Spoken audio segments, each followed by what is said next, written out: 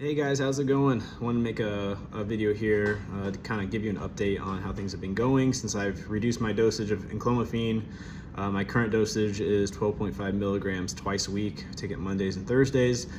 Before that, I was taking it 4 days a week, but you can see in my last video, I go over my blood results and why we have reduced my overall dosage. In addition to that, to continue to manage estrogen, at least until I can get off of it completely. I'm still taking anastrol at a reduced dosage of twice a week instead of 3 times a week, 0.25 milligrams twice a week. In the first week, I did have to take my normal third dosage because I could tell I was having some higher estrogen. Well, I'd say after my first week of my reduced dosage, I got into week 2 and I just felt anxious. Anxiety was pretty high. So I did have to take my third dosage that week to try to get estrogen down, because again, it takes time. Once you reduce dosage of enclomiphene, it's not like your testosterone just tanks down to the new whatever it's going to be. It takes months to actually kind of balance itself out where it's going to land. So I think I reduced my dosage of enclomiphene, but I did still need to keep my anastrol up for at least a couple of weeks until my estrogen and testosterone start slowly coming down over time. So overall, I've been feeling good. Like I said, that the anxiety hasn't been very great the last week or so, but I do feel like it's getting better, and I am back to now just taking an anastrol twice a week. And like I said, the hope is that I can stop taking that altogether once everything balances out at this new 2 times a week for enclomiphene. But my main reason for making this video today is, one, update you on how I'm feeling. Overall, pretty good. And then to kind of go through some of your comments, right? So I just have my laptop in front of me, have some of the comments open. I feel like this would be easier than just typing back to everybody. So first one here is actually on one of my older videos. This is back on week 3 of my enclomiphene journey. So I wish this person would have gone back and watched some of my more recent stuff, but they talked about how they tried enclomiphene. It performs poorly, which is obviously false. Your labs look good, but that's about it. My estrogen shot up around 68. 68 is not really that bad, to be honest, depending on where your testosterone is. But okay, had a few minor estrogen side effects. Yeah, as have I. Anastrol has helped with that. I also have not had any gyno. Actually, I've had gyno my whole life from teenager. I just never got it fixed. I would say that I actually see a reduction.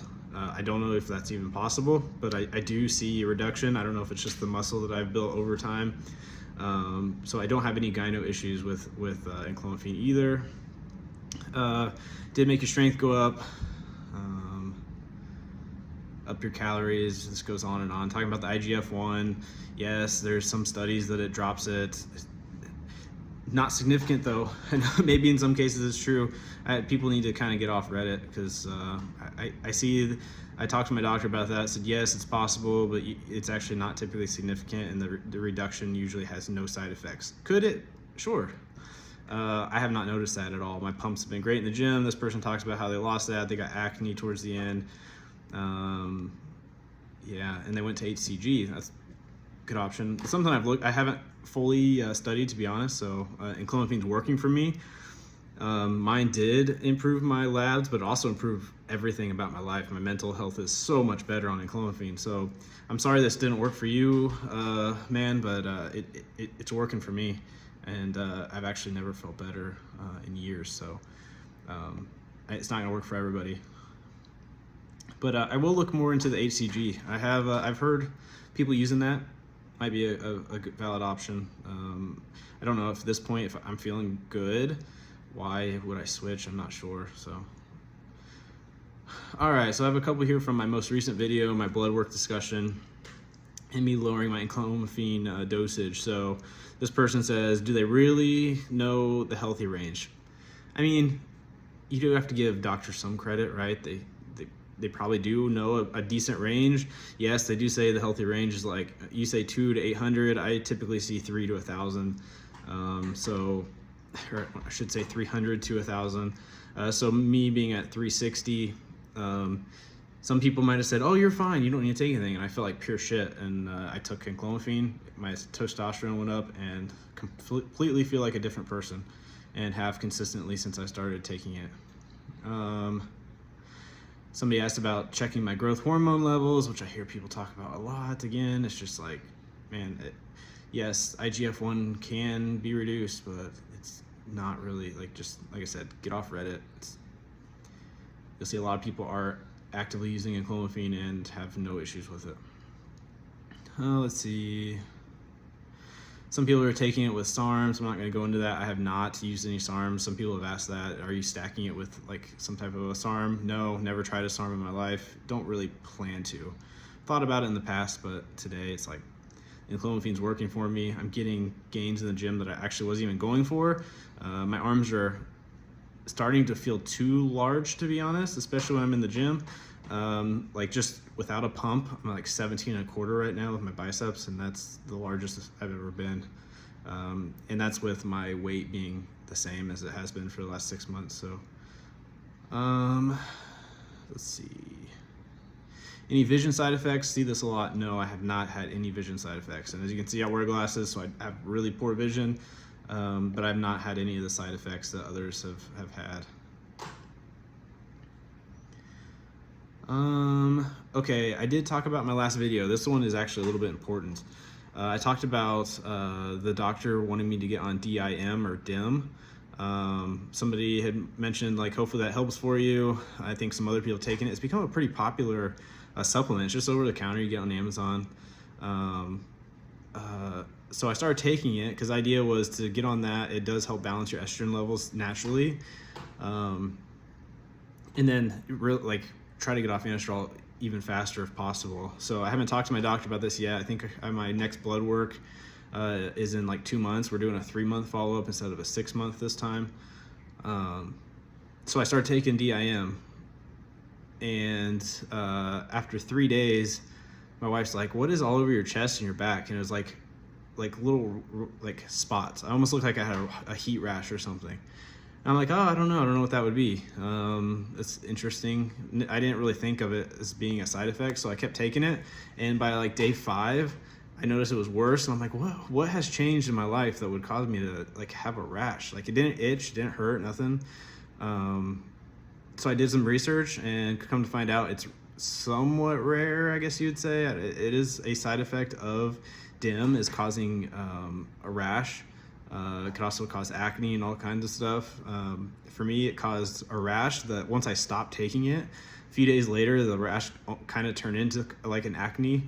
And then it went away after a couple days, and I haven't had any issues since. I stopped taking DIM on day 3 or 4. Once I realized what was causing it. I was also having headaches every day. Come to find out, DIM can also cause headaches. So I did not respond well. I will say the dosage I was taking was 300 milligrams a day. It's just a single tablet. There's some companies that sell it in like 150 milligrams per day. I've considered trying that instead because I come to find out I think 300 is kind of high. But you know, everybody you want to buy the highest dosage that's recommended online, and so 300 was the first one I saw, or at the higher dosage. I'm like, okay, good reviews, and the 300 versus like 150, so I'll just buy that one. So be careful with DIM. It can cause allergic reactions. I don't know, maybe that's what I was having, is I was allergic to it or something. But I did stop, unfortunately, and I don't plan to take DIM any longer. Let's see. Somebody said, commenting to bump for algorithm. I love your honest content and will watch all of it. Thanks, man. That's all I'm trying to do. I'm just a normal dude. I'm not trying to like make money on YouTube or anything. This is literally just for me to look back on and see how things have gone and see how I feel, and hopefully just share some information for people. So like, not on here just trying to make a YouTube video or anything. I've even considered stopping making videos, but I don't know, some people seem to like to watch them. So how was your gains in the gym at that level? I think they're referring to my testosterone being at 1800 because it's on the newest video. Yeah, my gains in the gym have been pretty good. They have also plateaued again, but they've plateaued at a higher level than where they were before I started taking enclomiphene. So Numbers are still doing good, and I will admit I've been extremely busy at work. I've moved into a manager position, and I've not been at the gym as frequently as I like. I'm getting there like 3 days a week versus 4 to 5, and I'm not too happy about that. Hopefully I can find a way to get to the gym more often. Let's see.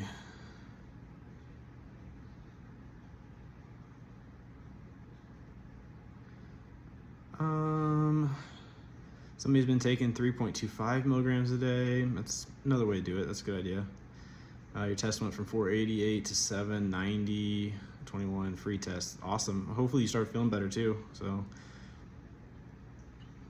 somebody said here they had sleep issues when they're taking enclomiphene. I've not had any sleep issues. In general, I have trouble falling asleep, so I don't know if that's just me as like normally, but so this is an important one, right? So somebody, and I've talked about this in my videos, why do you not want to try to stop taking clomiphene and see how you're gonna feel, okay? Well, I kind of addressed this in previous videos talking about Clomid. So I did take Clomid before I did enclomiphene. I did that for about 6 months, I believe. And I had similar results. I felt really great, had a lot of energy, everything was feeling, mentally I was happier. But I did run into some ED issues, and I talked about that, and I think it had to do with the Clomid. It could have had something to do with the estrogen levels, could have also had something to do with anastrol, which can impact that kind of stuff. So I did stop Clomid, and actually stopped with the intention of not taking anything else. My doctor thought, hey, I think on Clomid I got up to like 1200 for my testosterone, which again, really good. But he's like, hey, let's stop and let's see, maybe this jump started your body and you don't need to take Clomid anymore.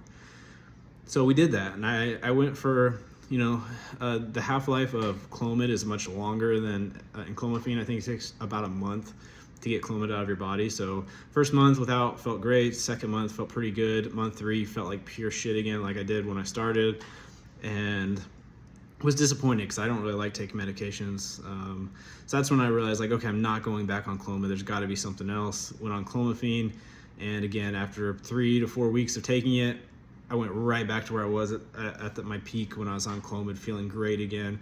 So there's no point for me to stop, right? I know that if I stop, my body's just going to go right back to where I was, and I'm going to feel like shit again. And there's really no reason to put my body or my mind through that like roller coaster ride again. It's just that my body doesn't produce enough testosterone anymore. It happens. Especially, I'm almost mid-30s. Yeah, that's like, hey, you should be fine. You're in your 30s. Yeah, well, look at the news, man. Look at some of the research. People these days at my age are struggling with testosterone levels. It's something in the water, or the way we eat, or the way we package food, and all of these other things. It's probably just causing issues with our hormonal profiles. So let's see. How much do I pay for Peter MD? I pay $279 every other month. So it's about 140 bucks a month. They make you do it in 2-month increments. Let's see, let's do a couple more and then we'll call it there. Remember, guys, everyone will respond will respond the same to enclomiphene. I don't know what that means. I think actually everybody will respond differently. Somebody else, any gyno issues, I kind of addressed that, and I have not had any. If anything, it's improved. Somebody, again, what's the worst that could happen if you cut enclomiphene cold turkey? Well, nothing bad could happen. Like, if I would just stop and my testosterone would slowly come back to my baseline. Somebody, you're a super responder. Yeah, I agree. My doctor said he's actually never seen anybody, even especially at 4 days a week on 12.5, he's never seen anybody with testosterone that high before on enclomiphene. He said typically he's going the other way, and people are going from 12.5 milligrams a day up to like 25 milligrams a day. And they'll even do that while on TRT, trying to, because some people, like, their testicles just can't produce testosterone anymore, but the enclomiphene will keep them at a normal size while they're on TRT, just trying to produce, because some people don't want their testicles to shrink when they're on TRT. So he said there's no reason for me to go on TRT right now, because the enclomiphene, which he usually pairs with TRT, is doing more than enough for what I need. Somebody else talking about ACG. Yeah, I'm gonna take a look at that and see if it's something worth me exploring.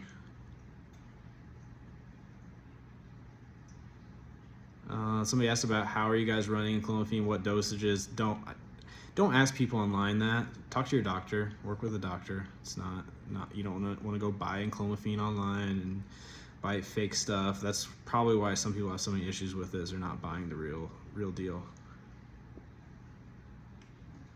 So there's been a few questions about my LH and FSH levels. I will say on enclomiphene, that's not something they're checking regularly. I think it was checked at the front end. You might take a look at my previous blood result test. But I don't recall if they're checking that on a routine basis.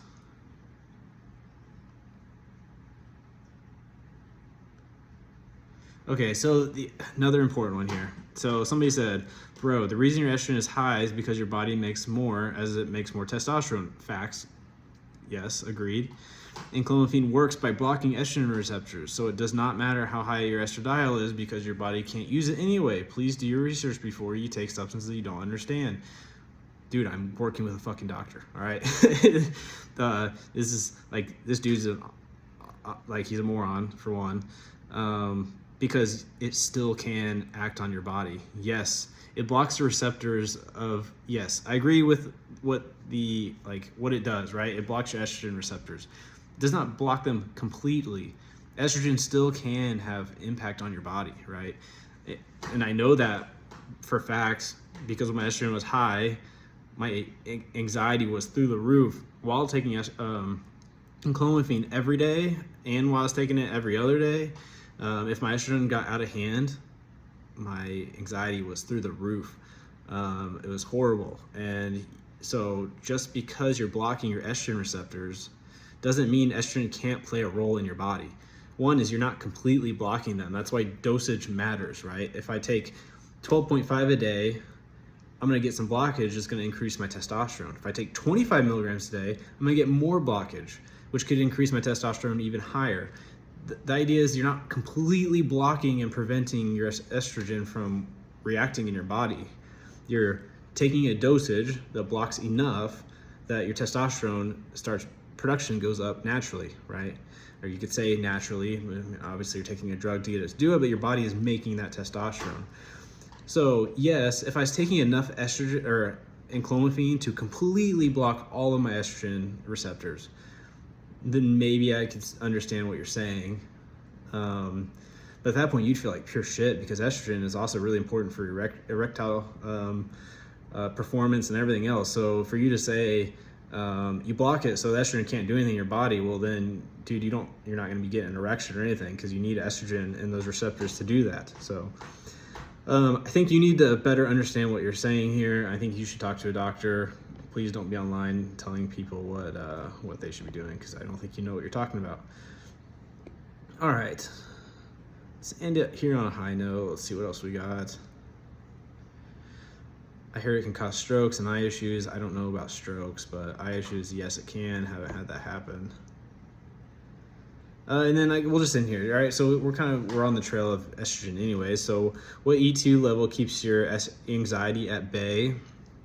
Based on my blood results, my last results were while I was feeling really, really good. My testosterone was at 1800. So there's a ratio thing there. It's not just like a hard number. I want to say my estrogen was like 60 something or 70, which is high, but in ratio to my testosterone, it's not. So I don't know. You say is it 20 to 40? I would say 40 is a good number. 20 to 40 is a good number for estrogen. I think if you're, around 40, again, it really depends on how high your testosterone is. Obviously, if your testosterone's at 400 and your estrogen is at 80, you're probably gonna feel like shit. But if your testosterone's at 1,000 and you're at 60, you're probably gonna feel okay. It depends on the person. I would like mine to be around the 40 to 50 range, natural. Like I wish if I could get off of anastrol and my estrogen would stay in that 40 to 50 range or a little bit lower than that, I would be pretty happy. I think I would feel all right and would not have any type of anxiety issues. So, all right, guys, this video is at almost 20 minutes now, so I'm gonna cut it here. Hopefully I answered some of your questions well, and yeah, have a good day.